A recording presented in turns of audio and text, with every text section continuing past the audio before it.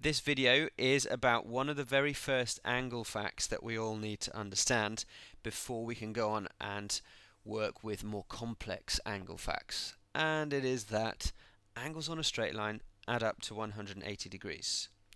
Now, I'm guessing that you know about quarter turns, and I'm guessing you know that a quarter turn is 90 degrees.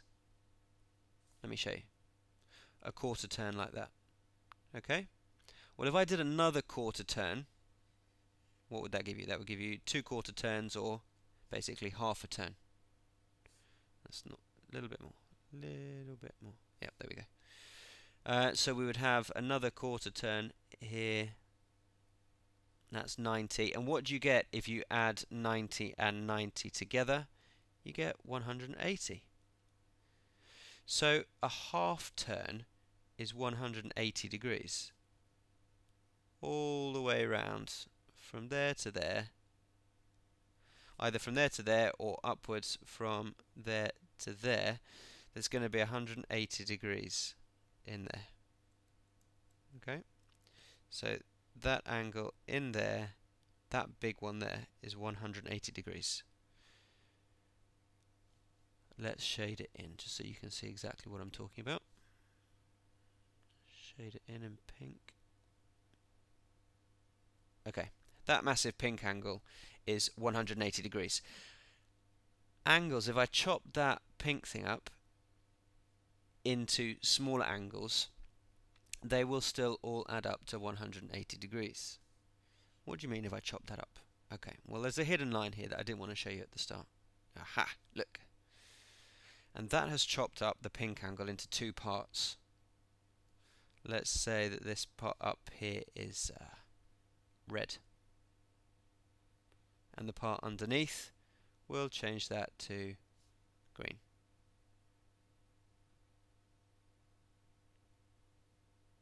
Okay, well, bear in mind that all this while, this 180 degrees has not changed. Did you see it change? No, I didn't see it change. It stayed 180 degrees the whole time. So that basically means that this angle here, this red one, which we'll call A, and this green one, which we'll call B, the two of them together will still make 180 degrees when you add them together. Because we haven't lost anything from the 180 degrees. That black straight line is still there, and angles on that black straight line are 180 degrees. This angle and this angle together make 180. Okay, useful sort of so far. Let's add in another line. Aha, you didn't know that one was there either, did you? And we will give the new angle created at the bottom another colour. Purple? Yeah, okay, purple. So we've now got three angles. We've got an A, a B, and a C. Right. Budge over you.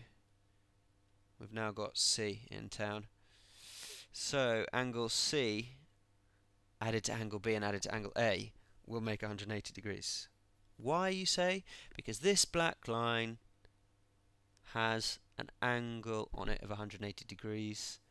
I have not lost any of that angle, even though I've cut into it with these other lines coming into it.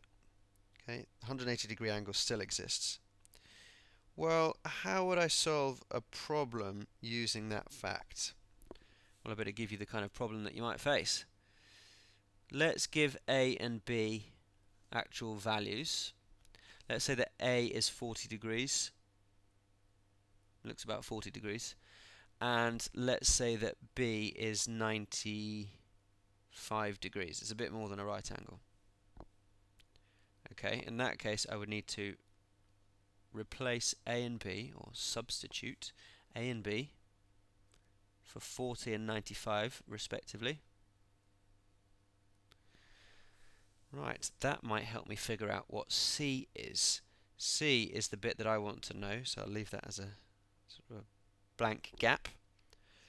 Right, well, 40 and 95 added together make 135.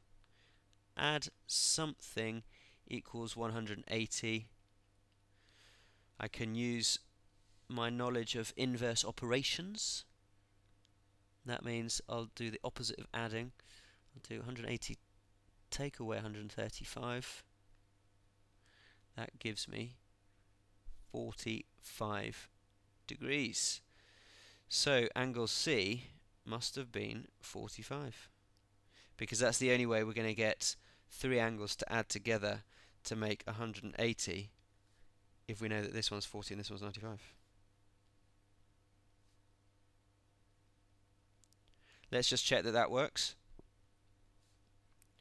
40 plus 95 plus 45.